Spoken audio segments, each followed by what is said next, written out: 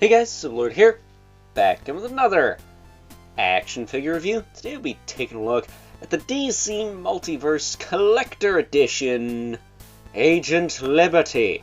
Not to be confused with US Agent, who I almost call this guy all the time because, well, he's got Agent in his name. Maybe I should start thinking of that cool song from, is it the 80s? Secret Agent, man! Either way. This, of course, brought to us by the fine folks over at McFarlane Toys, and to my understanding was a Comic-Con exclusive, wasn't it? Or was it a McFarlane Toy Store exclusive? Either way, I'm not going to put where it was exclusive to in the title, regardless, because I doubt now. But at the end of the day, I picked mine up off the McFarlane Toy Store, and chances are you probably can too, because who is this guy? Who asked for this guy? Who cares about this guy? Well, obviously I did. I paid money for the figure, and I have it, and I gotta say, he's pretty cool. Is he perfect? No. For starters, he got a grip hand with nothing to put in it, but I digress. Why don't we cut right to the chase, however, and get into the meat and taters of this review and take a look-see at all he has to offer in terms of accessories. And oh boy, we got the card plinth with the card. Not your traditional collectible trading card either. Oh, look at that. The edge is all kind of scuffed up. That's nice. Oh, and it was packaged backwards. Interesting. Probably intentional. This is a signed card, allegedly. I don't think it's signed. I think it's a fabricated signature. So, like the mall Santa in the movie Elf, they sit on a throne of lies. And, yeah. But it comes with this card plinth, which is probably going right in the garbage, because that's where I put all the other ones, which will probably end up in a landfill, or at the very least in the ocean and choke a beluga whale. That said, we get a little flame effect for his jetpack on his back here. So, plug that in. Snaps in there okay. It's not like a super tight fit, but not going to worry about it falling out unless you shake him violently because you're a psychopath. That said, we also get this cool shield with the same kind of clip as the Green Lantern shield that came with Tomare / Abensur / Arcus Shamuk, or Hamuk, whatever his name is, and the Green Man. So there you go. You also get a hockey puck display stand using all McFarlane Toys releases, which you might want to use on this guy because, like a lot of figures on this body, he don't stand very well. I say that and he stands just fine. Alright. Jackass. A very cool looking figure. I like him. I like this jetpack harness thing. That's fun. I don't like the fact that he's got a trigger hand, nothing to put in it. That kind of sucks. Is he supposed to use a gun? I don't know. He's got a very floppy arm on this side too, but whatever.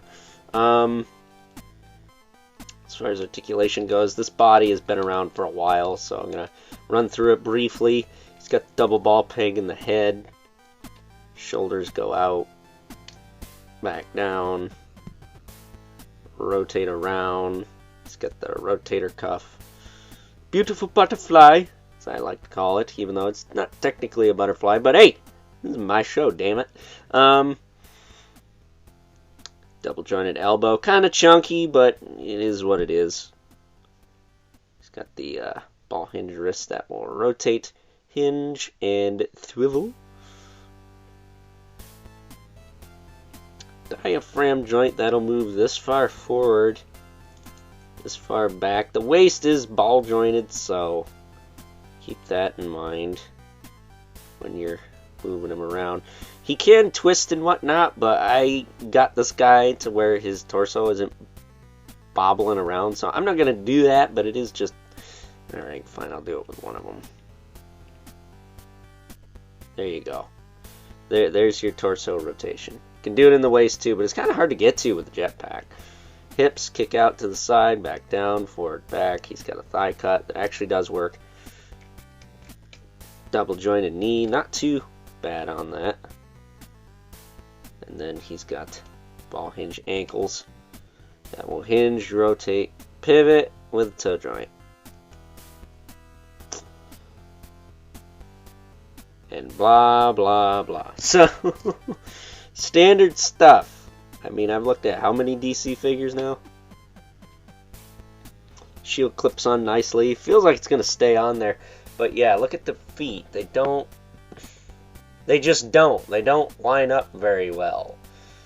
Typically, what I used to do, back before everyone's like, sculpt your ankle joint, is I would flip these joints around and then bend the knee a little bit.